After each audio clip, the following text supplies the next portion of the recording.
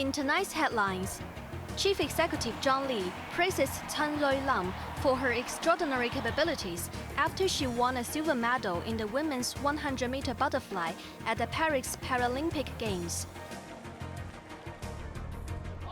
National Olympians mingle with the community before taking in the sights and sounds to the city. And Israel and Hamas agree to a series of humanitarian pauses to let children in the Gaza Strip to be vaccinated for polio.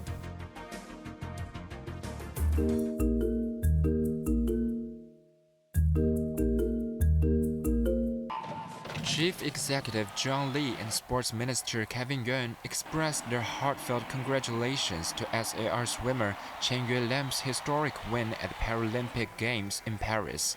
Chan claimed a silver medal in the women's 100-meter butterfly S14 event last night.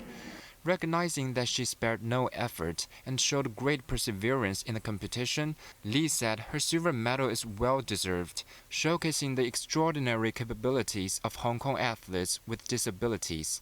All Hong Kong people and I are thrilled and proud of her, he added. Meanwhile, the sports chief also lauded Chen for her achievement. Yuan said, Chen performed outstandingly and displayed her unparalleled strength. I believe Hong Kong citizens share the joy as well. I wish her success in the coming competitions, he said.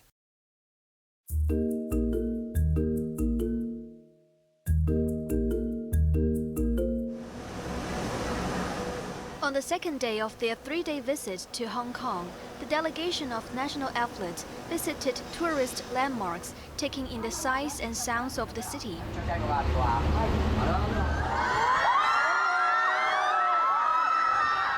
Taking a ride in the Peak tram, the Olympians were greeted by fans who had gathered at the peak beforehand. Taking pictures, the athletes enjoyed the view of Victoria Harbour and the world-famous Hong Kong skyline. Visitors from other countries who were also at the tourist hotspots were happy to see the athletes. We were visiting in Hong Kong as tourists, and then we were visiting and we heard that they're here. Mm-hmm. What is your favorite athlete? I like the diving, the young girl that does the diving. Why? She's very, very good and very talented. After visiting the peak, it was time to sail on the iconic Star Ferry. The voyage from Wan Chai to Tsim Sha Tsui was filled with fun. Weightlifter Li Wenwen lifted Ho Zhihui to recreate the classic scene from the blockbuster hit Titanic. Evelyn Bai, Cable News.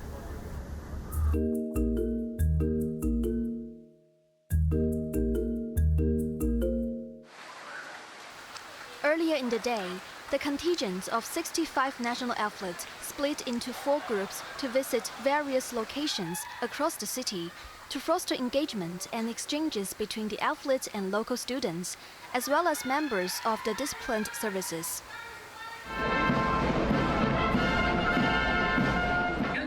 In a welcoming ceremony at the Fire and Ambulance Services Academy located in Park Shin Kok, Zhenguan O, 22 Olympians make a grand entry in an open-top bus.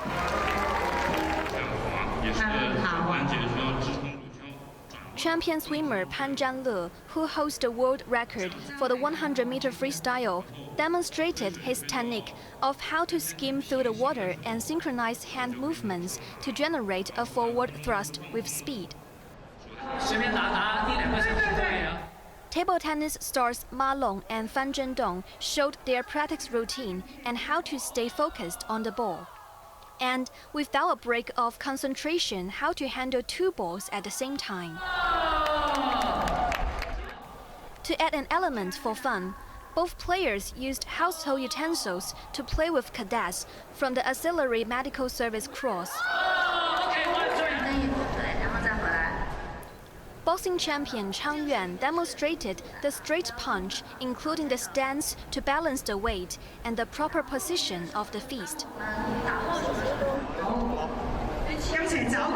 Weightlifter Li Wenwen thrilled the crowd when she lifted a barbell in the snatch without breaking a sweat.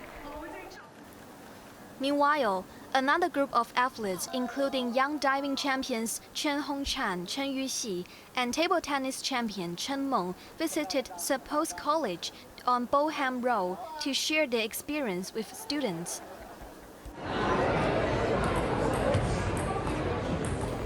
A youngster got the opportunity to play with Chen Meng, and both traded a few long shots amidst cheers from other students.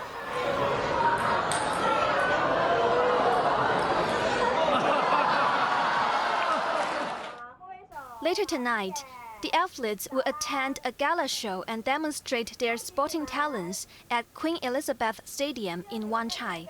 Evelyn Bai, Cable News.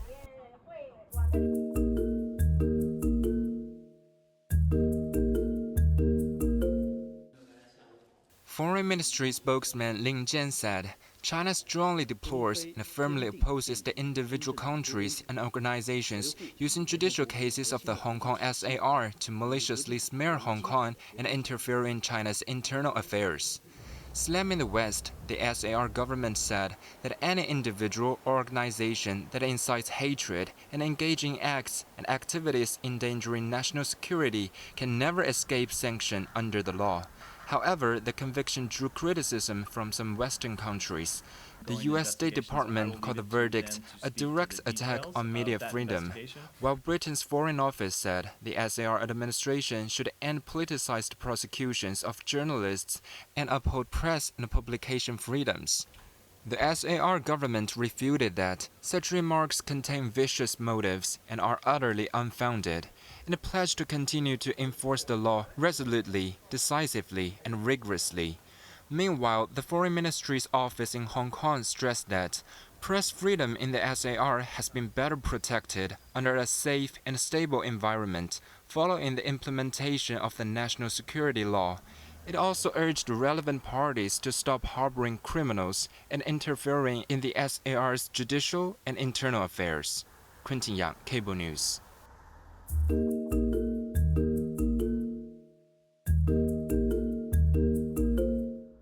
Lingnan University has busted 3 students for submitting English examination results taken by surrogates.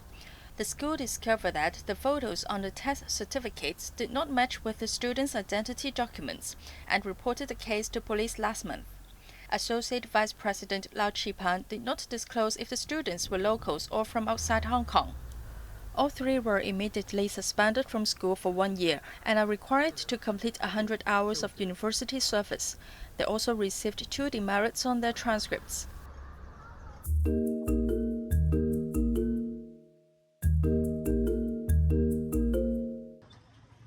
As the war between Israel and Hamas rages on, both sides have found some common ground and agreed to a series of humanitarian pauses to allow children in the Gaza Strip to be vaccinated against polio. The compromise comes just days after a 10-month-old baby was partially paralyzed by the disease. Rick Peppercorn, representative of the World Health Organization for West Bank and Gaza, said the pause will start tomorrow, and they plan to administer the oral doses to more than 640,000 children aged 10 and under. In response to this commitment of this area-specific humanitarian pauses, so it has been agreed that the campaign will be delivered in a phased approach over 3 days. So we start the 1st of September, and we start in central Gaza for 3 days, followed by South Gaza, and then followed by the north of Gaza. I'm not going to say this is the ideal way forward, but this is a workable way forward. Not doing anything would be really bad. We have to stop this transmission in Gaza, and we have to avoid the transmission outside Gaza. The WHO official urged both parties to abide by the agreement and stressed that at least 90% of coverage is needed during each round of the campaign to stop the outbreak and prevent the international spread of polio. Lack of sanitation and clean drinking water have worsened the living conditions in Gaza, with the sewage infrastructure completely destroyed and garbage continuing to pile up along whatever is left of the streets. Waterborne diseases and other illnesses are also on the rise. Quentin Yang, Cable News.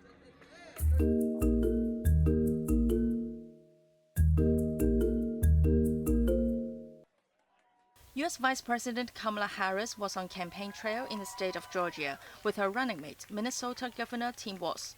Apart from the usual campaign duties, one of the highlights of the two-day trip was the first unscripted interview, which was exclusively broadcast on Atlanta-based network CNN. In the pre-recorded conversation together with Walz, Harris said her priorities in the White House would be implementing her plan for opportunity economy. Explaining her take on decriminalizing illegal boarding crossings as well as fracking, extracting natural gas from a certain type of rock, Harris stated that her values had not changed, but that her time as vice president provided new perspective on some pressing issues. She recalled the phone call from President Joe Biden telling her he was pulling out of the race. Her first response was asking him, "Are you sure?" And Biden was clear that he was going to endorse her. Analysts believe that the half-hour interview did not cause Harris any political harm, but did not provide any significant boost to her campaign either. A latest poll by Reuters showed Harris leads Republican candidate Donald Trump by 45% to 41%. The advantage was wider than a one-point lead by Harris in late July. So we're here to speak truth, and one of the things that we know, this is going to be a tight race until the very end, okay? So let's not pay too much attention to the polls, because we are running as the underdog, okay? Meanwhile, Trump mocked Harris's interview as boring and unpresidential. There was a tape. We're doing it live. Why are we doing it live and she's doing it taped? But that's right. He's real. But she was sitting behind that desk, this massive desk, and she didn't look like a leader to me, I'll be honest. I don't see her negotiating with President Xi of China. Trump added that he looks forward to debating Harris on September 10th, when he will expose her for the fraud she is. Anna Chan, Cable News.